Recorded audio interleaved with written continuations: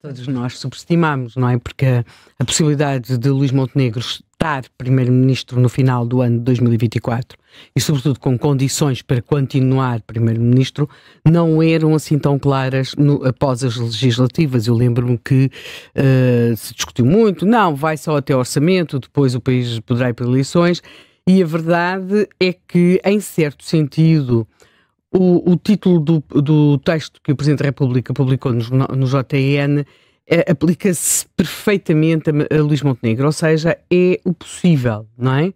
E Luís Montenegro tem sido o sucesso do possível.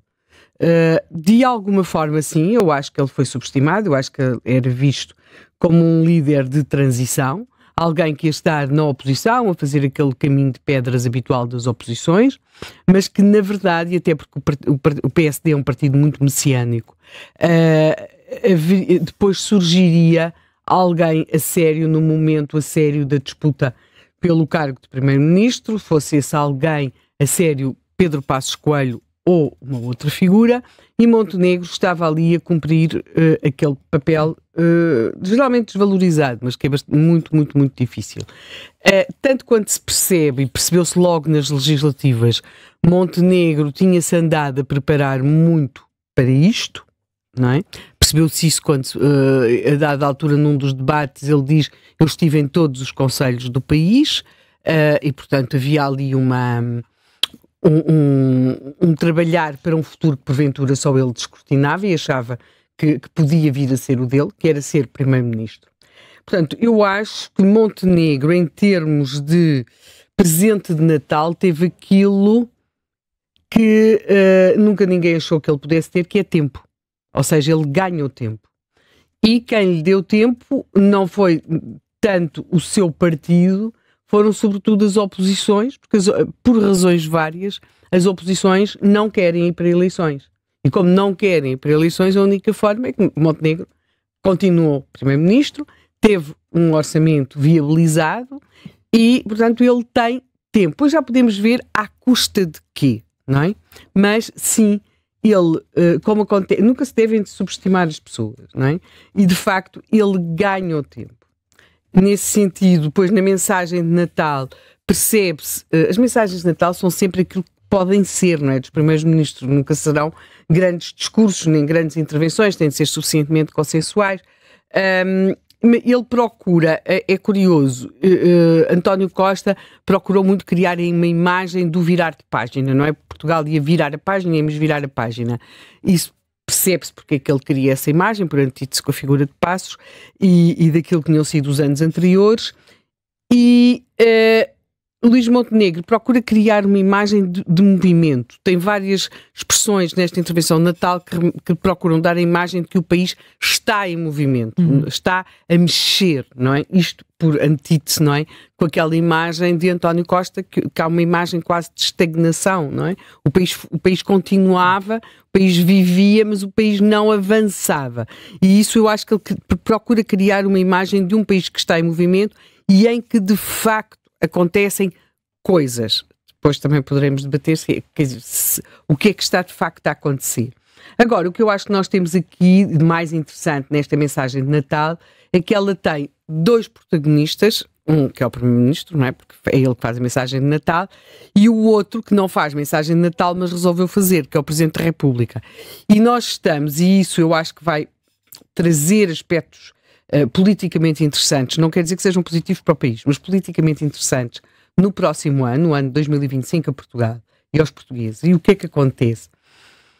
Se é verdade que, na minha opinião, que Luís Montenegro ganhou tempo, não é? E tem neste momento o ano 2025, a não ser que aconteça... O calendário constitucional dá-lhe tempo. Pois, a não ser que tenha assim um problema, uma coisa que nós também não imaginávamos, que António Costa se ia demitir, não é? Pronto. A não ser que algo muito estrambólico aconteça, ele tem tempo. Agora, há uma pessoa que, quando olha para 2025, vê o seu tempo a acabar. E todas as coisas, a partir de agora, já vão ser as últimas ou a penúltima. Estou a falar de Marcelo Rebelo de Sousa. E, portanto, Marcelo Rebelo de Sousa neste momento, vai fazer aquela que será a sua penúltima mensagem de ano novo. Fez o seu... portanto, agora vai ter o seu último discurso do 25 de Abril. Portanto, ele vai... A outra mensagem de ano novo, não esta, há de ser, se calhar, já em campanha eleitoral ou em pré-campanha eleitoral. Sim, e será a última mesmo, não é? Sim, mesmo a última. E, portanto, mas ele está a começar a fechar capítulos. E esta ideia de um tempo que se acaba e em que ou consegue fazer ou já não vai ter essa oportunidade.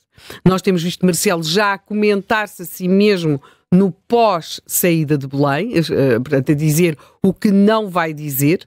Portanto, há aqui às vezes quase que uma espécie de uma corrida dentro de um labirinto que leva a parte alguma, mas temos realmente um homem que está a tentar ainda fazer algumas das coisas ou marcar algumas das coisas. E, portanto, isso eu penso que vai levar a um avolumar de atenção entre um presidente a procurar ainda marcar o tempo e, por outro lado, um Luís Montenegro a trabalhar num tempo muito mais controlado por ele, muito mais pausado. Isto eu penso que vai gerar momentos de desajuste, tal como aconteceu neste Natal, não é? Em que o Primeiro-Ministro fez a intervenção, a oposição cumpriu o seu papel, que é dizer mal do discurso do Primeiro-Ministro.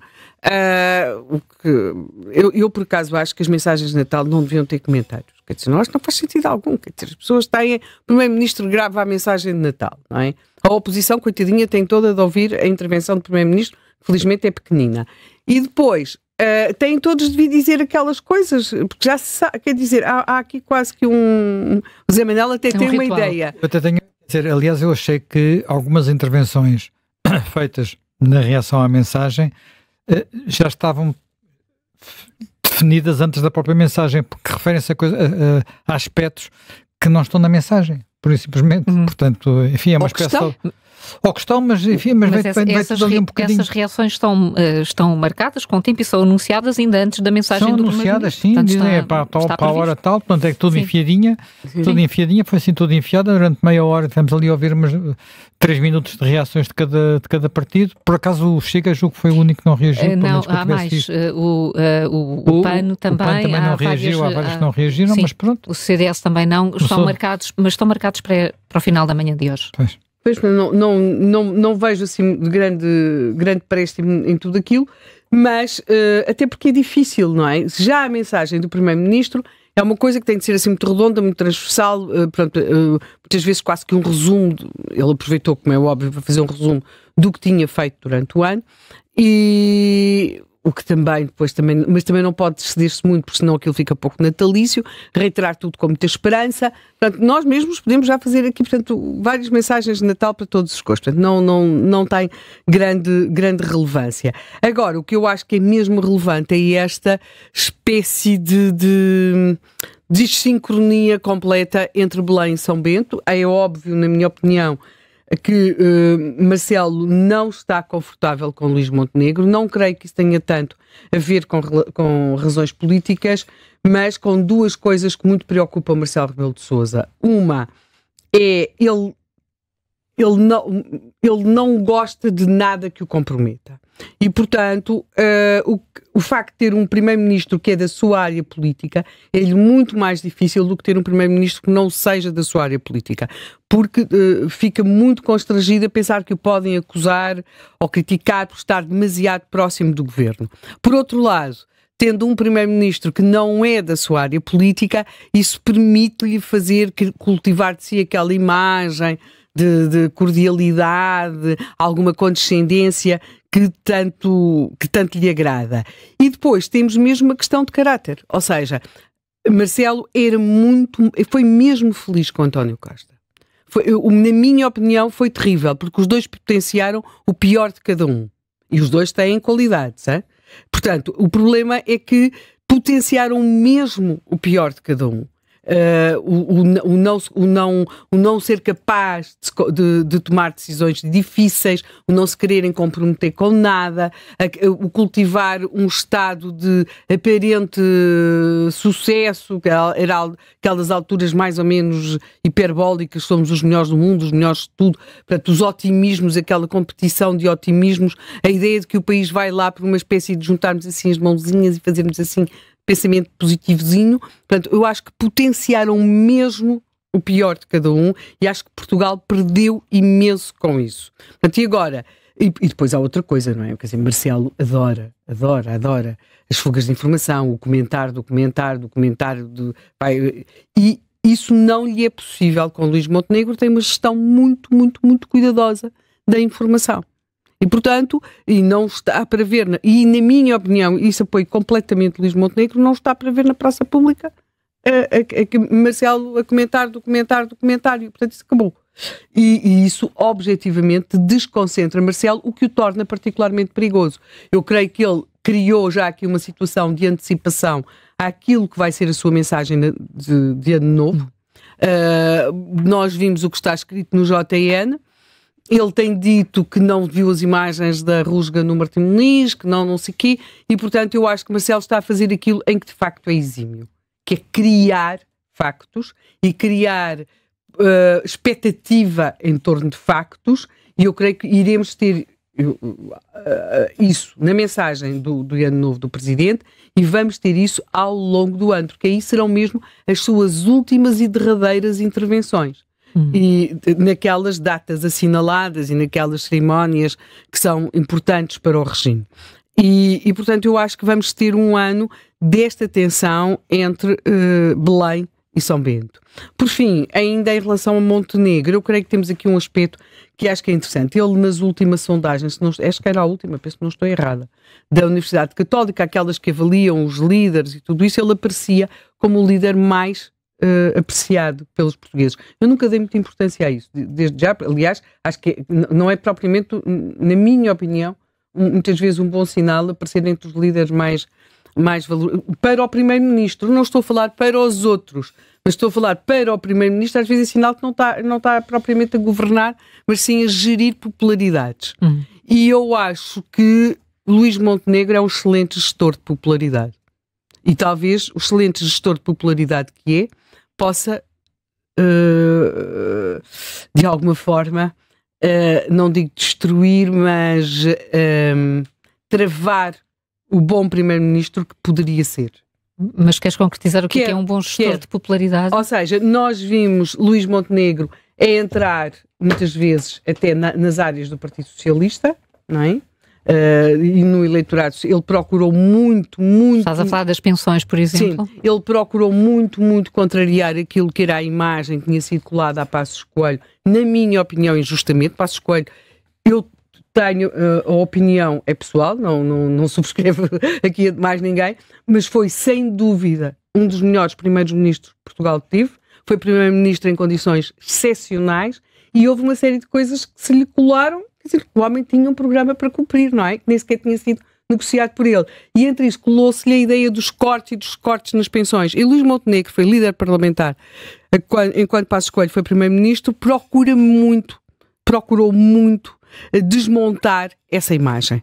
De alguma forma, a mesma coisa que, sem nunca o ter verbalizado, e objetivamente Luís Montenegro também não verbaliza isso em relação a Passos, mas António Costa procurou, com o discurso das contas certas, desmontar a imagem de José Sócrates, das dívidas são para pagar quando calhar, e da falência, pronto, do susto da possível bancarrota. E Luís Montenegro procura isso, procura desfazer a imagem dos cortes que a esquerda lhe tinha colado, e não apenas a esquerda, mas sim, de alguma forma à Troika, não é? Sim. A austeridade da Troika. Pois, a austeridade não é da Troika, é da nossa falência. Eu por acaso nunca emprestei dinheiro, quer dizer, empresto dinheiro como contribuinte ao país, não é? E com a dívida que cada um de nós tem por causa da dívida do país. Mas acho que, quer dizer, desculpem lá, foi quem pôs dinheiro aqui. Mas pronto, passando à frente, porque, pronto, nós não tínhamos que escasse. Mas passando a isso, acho que não é tanta, é mesmo de Passos. Ou seja, aquela ideia dos cortes de Passos. E neste momento eu acho que ele está a perceber que o PSD pode crescer numa área ali, até porque como o PS está numa deriva muito de esquerda, muito Alexandra Leitão, muito de esquerda, com algumas tomadas de posição que não o permitem distinguir do Bloco, neste momento, ao assumir falar de segurança, ele percebe que tem de ir buscar eleitorado a outras áreas, nomeadamente a área do Chega. Portanto, eu acho que Montenegro está claramente a trabalhar para, quando acontecerem legislativas, ele conseguir um resultado que lhe permita, conseguir um resultado que o faça ganhador. O que eu não sei, era isso que eu ia dizer, mas não sei se ele quer fazer isso, que lhe permita governar e reformar Portugal. Isso já é outra conversa e é o meu grande desconhecimento em relação a Luís Montenegro.